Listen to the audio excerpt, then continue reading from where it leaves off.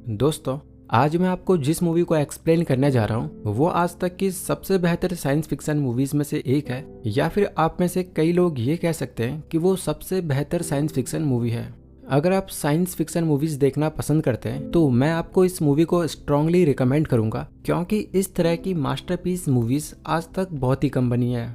Movie में Einstein की special theory of relativity का भी जिक्र किया गया है, साथ ही वर्म होल और इस विशाल ब्रह्मांड में एलियन लाइफ होने पर भी जोर दिया गया है। तो आइए अब बिना किसी देरी के कहानी की शुरुआत करते हैं। कहानी की शुरुआत में हमें एक बच्ची को दिखाया जाता है जिसका नाम एली एरोवे होता है। एली अपने पिता के रेडियो से खेल रही होती है और वो बचपन से ही एस्ट्रोफिजिक्स में काफी दिलचस्पी रखती है तथा जो कुछ भी घटना पृथ्वी पे होती है वो उसके होने के पीछे का कारण हमेशा ढूंढती रहती है। एली ने बचपन में ही अपनी माँ को खो दिया था। एली के मन में हमेशा एक डाउट रहता है कि इस पूरे यूनिवर्स में कहीं न कहीं किसी रूप में जीवन जरूर पनप रहा होगा। इसीलिए वो बचपन से ही यूनिवर्स में वो अपने पिता के रेडियो से हमेशा एलियन सिग्नल की तलाश में रहा करती। एली कुछ समय के बाद अपने पिता को भी खो देती है, जिसके बाद वो पूरी तरह टूट जाती है। इसके बाद कुछ समय के बाद के समय को दिखाया जाता है जहाँ पे एली अब बड़ी हो चुकी है और वो पोर्टोरिको में सेती नाम के एक प्रोजेक्ट पे काम कर रही है। सेती नाम का project basically alien life form को ढूंढने के लिए होता है, लेकिन आज तक इन्हें किसी भी प्रकार का कोई भी एलियन रेडियो सिग्नल तक नहीं मिला है।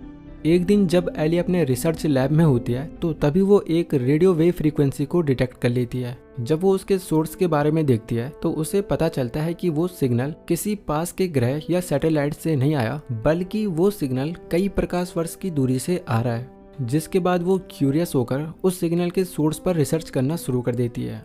वहीं हमें अब एक शख्स को दिखाया जाता है जिसका नाम ड्रमलिन होता है और ये प्रेसिडेंट का साइंस एडवाइजर होता है। वो सेती प्रोजेक्ट में शामिल हुए लोगों से मिलता है और उन्हें कहता है कि वो प्रेसिडेंट के द्वारा मिलने वाला फंड और पूरी सेती प्रोजेक्ट को ही बंद करने वाले हैं, क्योंकि ड्रमलिन को लगता है कि एलियन लाइफ फॉर्म जैसी कोई चीज नहीं होती और वो फालतू ही अपना पैसा सेती प्रोजेक्ट में वेस्ट कर रहे हैं। ये सब हो जाने के बाद एली काफी दुखी हो जाती है, क्योंकि ये उसका बचपन का सपना था।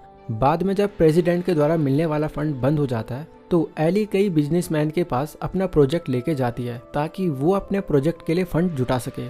लेकिन कई जगह उसके ऑफर को ठुकराने के बाद अंत में एक बिजनेसमैन इस प्रोजेक्ट को फंड देने के लिए तैयार हो जाता है। इस बिजनेसमैन का नाम होता है एसआर हेडन और ये एक सीक्रेट बिलियनियर होता है। जिसके बाद एली दिन रात एक कर अपने सेती प्रोजेक्ट को बड़े पैमाने पर तैयार कर लेती है, लेकिन काफी मशक्कत करने के बाद भी वो किसी तरह की एलियन लाइफ होने के प्रमाण को नहीं ढूंढ पाती। ऐसे ही कई साल बीत जाते हैं और अब एली को 4 साल पूरे हो चुके हैं। अब तक कोई भी सफलता उसके हाथ नहीं लगी है, यानी कि वो किसी भी तरह की रेडियो वेव फ्रीक्वेंसी डिटेक्ट नहीं कर पाई है। ये देख ड्रमलिन दोबारा से सेती प्रोग्राम को बंद करने का फैसला लेता है, लेकिन इससे पहले वो ये प्रोजेक्ट बंद कर पाए, एली जब शाम को अपने प्रोजेक्ट एरिया में होती है तो वो अपने हेडफोन में एक अजीब तरह की रेडियो वेव फ्रीक्वेंसी या कहें कि स्टैटिक साउंड को सुनती है, जो कि कुछ इस प्रकार की साउंड होती है।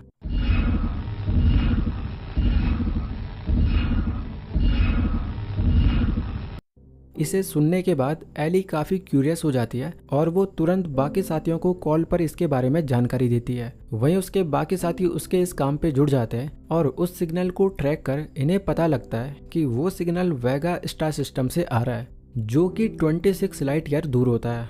लेकिन जब ये उस सिग्नल को गौर से सुनते हैं तो वो पाते हैं कि ये सिग्नल प्राइम नंबर के रिपीटिंग सीक्वेंस को रिपीट कर रहा है, जैसे कि 2, 3, 5, 7 और 11। एली की टीम डिसाइड करती है कि वो ये खबर पूरी मीडिया में बता देंगे, जिसके बाद वो ऐसा ही करते हैं और इस प्रोजेक्ट को और भी ज्यादा सिक्योरिटी दे दी जाती है। एंटीनास के सही डायरेक्शन और कोऑर्डिनेट्स पता होने पर इन्हें एक नई रेडियो वेव फ्रीक्वेंसी मिलती है। बाद में जब ये उस रेडियो वेव सिग्नल को इमेज प्रोसेसर में प्लग इन करते हैं तो ये उस सिग्नल में एक वीडियो को देखते हैं जो कि 1936 में बर्लिन में हुए ओलंपिक की होती है, जिसमें एडोल्फ हिटलर स्पीच दे रहा होता है। ये काफी अजीब घटना होती है और इनमें से किसी को भी ये समझ नहीं आता कि 26 लाइट ईयर दूर से वो एडवांस सिविलाइजेशन को हिटलर के बारे में कैसे पता है। लेकिन बाद में पता चलता है कि 1936 में टेलीकास्ट हुए जिस ओलंपिक गेम में हिटलर ने स्पीच दी थी और जब वो वीडियो पूरी दुनिया में प्रसारित हुआ होगा तो एक स्ट्रॉन्ग टेलीविजन सिग्नल हमारी अर्थ को छोड़ वेगा स्टार सिस्टम में डिलीवर हुआ होगा और फिर वहाँ की एलियन सिविलाइजेशन ने इस सिग्नल को इंस्पेक्ट कर वापस धरती पे भेज दिया। सारी दुनिया जहां एक तरफ एलियन से संपर्क होने की खुशी मना रहे होते हैं, तो वहीं दूसरी तरफ कुछ ऐसे लोग भी होते हैं जो कि ये मानते हैं कि ये सिग्नल भगवान ने खुद इंसानों को भेजा है ताकि इंसान भगवान को ढूंढ सके। बाद में एली और एली के साथी ये पाते हैं कि वो सिग्नल सिर्फ एक वीडियो ही नहीं बल्कि 60,000 पेजों का डाटा भी कंटेन करता है। जिसके बाद एली और उसके साथी उन 60,000 पेजों के डाटा को डिकोड करने की बहुत कोशिश करते हैं, लेकिन लाख बार कोशिश करने के बावजूद भी वो उस एलियन सिविलाइजेशन के डाटा को समझने में नाकाम रहते हैं।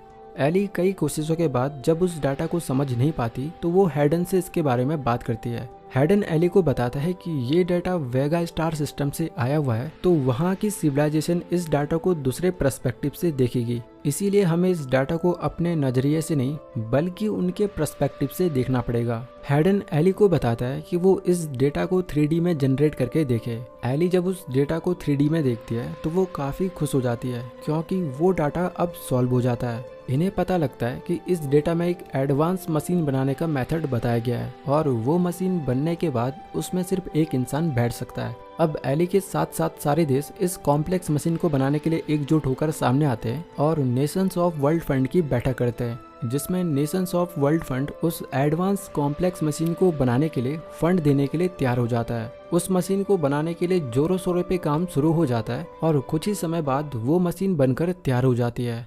इस मशीन में बैठने के लिए भी एक कैंडिडेट की जरूरत होती है, इसीलिए इसके लिए भी कमेटी बिठाई जाती है जहां ड्रमलिन और एली दोनों भी उस पोजीशन के लिए अप्लाई करते हैं। जहां दुनिया में एक तरफ ये सब चल रहा होता है, वहीं दूसरी तरफ कुछ कट्टरवादी संगठन इसका विरोध करते हैं। उनका मानना होता है कि जो सिग्नल उन्हें मिला था वो ईश्वर का है और उन्हें इससे किसी भी प्रकार की कोई छेड़छाड़ नहीं करनी चाहिए। इसमें सबसे बड़ा हाथ पाल्मर जोस का होता है, जो कि एली का एक्स बॉयफ्रेंड होता है। चूंकि एली एक नास्तिक है और ड्रमलिन भगवान पे विश्वास रखता है, इसीलिए उस मशीन में बैठने के लिए ड्रमलिन को ज्यादा वोट पड़ते हैं। कई प्रोटेस्ट के बावजूद एली पीछे नहीं हटती और फाइनली वो दिन आ जाता है जब इस मशीन का टेस्ट किया जाना था। ड्रमलिन मशीन में बैठने से पहले एली से मिलता है, जहां एली उसे बताती है कि वो उस पर विश्वास करती है और उसकी इस यात्रा के लिए उसे शुभकामनाएं देती है। ये मशीन साइज में काफी बड़ी होती है, जो कि 4 इलेप्टिकल रिंग्स में बनी होती है। जब ये चारों रिंग्स घूमना शुरू करते हैं और जब ये अपने मैक्सिमम आरपीएम पे पहुंच जाती है तो ये एक वार्म होल क्रिएट करेगी और फिर उस वार्म होल से होते हुए ये मशीन ड्रमलिन के पॉड को वेगा स्टार सिस्टम तक ले जाएगी। इस मिशन को लॉन्च करने में कुछ ही मिनट बचे होते हैं कि तभी यहाँ पे एली एक कट्टरवादी इंसान को लॉन्च पैड के अंदर देख लेती है। एली जल्दी से ड्रमलिन को बताती है कि वो सिक्योरिटी को लेके उस इंसान को पकड़े, लेकिन इन्हें पता चलता है कि वो इंसान यहाँ पे बॉम्ब्स लेके आया हुआ है। जिसके बाद वो कट्टरवादी इंसान पूरे लॉन्च पैड के साथ साथ उस एडवांस मशीन को भी ध्वस्त कर देता है, जिसके साथ ड्रमलिन और एली के बाकी साथियों की मौके पे ही मौत हो जाती है। और इस तरह एली का वो सपना अधूरा रह जाता है जिसके लिए उसने दिन रात मेहनत करी थी। उसे वो दोस्त भी गंवाने पड़े जिन्होंने उसके साथ इस मिशन पे शुरू से काम किया था। इस घटना के होने के बाद एली काफी टूट जाती है। एली बाद में हैडन से मिलने जाती है तो उसे पता चलता है कि हैडन एक कैंसर पेशेंट था और अब वो धरती पे नहीं रहता बल्कि अब वो स्पेस स्टेशन में सेटल हो चुका है। हैडन एली को बताता है कि यूएस गवर्नमेंट का उस मशीन को बनाने के लिए एक कॉन्ट्रैक्ट उसकी कंपनी के साथ भी था और उसकी कंपनी ने उस मशीन को जापान में बना भी दिया है। एली ये सुन काफी खुश हो जाती है और वो अपनी टीम के साथ जापान के लिए रवाना हो जाती है। चूंकि ड्रमलिन अब नहीं रहा तो एली को ही अब उस मशीन में जाना पड़ेगा। ये एक जोखिम भरा मिशन होता है क्योंकि किसी को भी ये नहीं पता होता कि उस मशीन को स्टार्ट करने के बाद क्या होगा। एली जब अपने पॉड में होती है तो वो काफी डरी हुई होती है। मिशन को लॉन्च करने का काउंटडाउन शुरू हो जाता है और जब वो एडवांस मशीन अपनी मैक्सिमम स्पीड को अचीव कर लेती है तो एली के पॉड को उस मशीन में ड्रॉप कर दिया जाता है। एली का पॉड एडवांस टेक्नोलॉजी से बना होता है। साथ ही एली अपने साथ एक रिकॉर्डर भी ले जाती है ताकि जो कुछ भी उसके साथ वहाँ पे घटे वो उसे रिकॉर्ड कर पाए। जैसे ही एली का पॉड उस मशीन में गिराया जाता है, वो मशीन तुरंत एक वार्म होल क्रिएट कर एली के पॉड को बहुत तेज गति से उस वार्म होल में पुश कर देती है। एली वार्म होल को ऑब्जर्व करती है और वार्म होल से निकलकर उसका पॉड ब्रह्मांड की अनंत गहराइयों में चले जाता है। एली अपने सामने वेगा स्टार सिस्टम को देखती है। एली स्पेस में एक नीले रंग के सूरज को भी देखती है। साथ ही साथ वो कई कॉस्मोलॉजिकल फिनोमिनास भी अपनी आंखों से देखती है। वो यहाँ पे कुछ ज्यादा नोटिस कर पाती। एक बार फिर से उसका पॉड दोबारा एक वार्म होल में चले जाता है और एली जब उस वार्म होल को पार करती है तो वो उस एडवांस एलियंस के प्लेनेट को स्पेस से देख लेती है और इस एलियन प्लेनेट के 4 सूरज होते हैं और ये बेहद ही खूबसूरत नज़ारा होता है। एली अपनी आंखों से ब्रह्मांड के खूबसूरत नज़ारे भी देखती है जिसकी खूबसूरती बयान करना मुश्किल है। बाद में एली बेहोश हो जाती है और जब उसकी आंख खुलती है तो वो खुद को एक बीच पे पाती है। लेकिन ब्रह्मांड की अनंत दूरियां तय करने के बाद भी उसे ऐसा लगता है कि उसने ये जगह पहले देखी हुई है। उसे याद आता है कि ये वो फ्लोरिडा बीच है जिसकी उसने बचपन में पेंटिंग बनाई थी। तभी उसे दूर एक खड़ी आकृति दिखाई पड़ती है और वो आकृति एली के पास आने लगती है और जब वो एली के पास आती है तो एली के होश उड़ जाते हैं। दरअसल ये कोई और नहीं होता बल्कि खुद एली के पिता होते हैं। वो अपने पिता के गले से लग जाती है लेकिन जल्दी ही वो समझ जाती है कि वो उसके पिता नहीं बल्कि एक एलियन है जो कि एली के थॉट्स चुराकर उसके सामने आया है ताकि एली उससे कंफर्टेबली बात कर पाए। वो एलियन जब एली से बात करता है तो उसे बताता है कि उसने उसके माइंड के थॉट्स चोरी किए और उन्हीं थॉट्स को लेकर उसने इस जगह का निर्माण किया ताकि वो एली से इजीली बात कर सके।